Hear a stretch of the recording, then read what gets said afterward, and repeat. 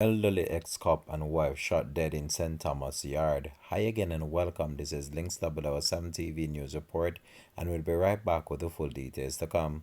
Welcome to Links 007 TV News Report, providing you with the best in local and international news updates. This is a place where you can get the most reliable and informative news information. Links 007 TV News Report. Welcome back and thanks for joining us. This is Links 007 TV News Report. An elderly couple was shot and killed by unknown assailants at their home in Newland District, Yala, St. Thomas on Thursday. The deceased has been identified as 71-year-old Vala Wilson, a former member of the Jamaica Constabulary Force, and his 70-year-old wife Elizabeth. Reports are that sometime around 7:55 p.m., residents heard loud explosion and summoned the police. On their arrival, the bodies of the husband and wife were found lying in the yard with multiple gunshot wounds.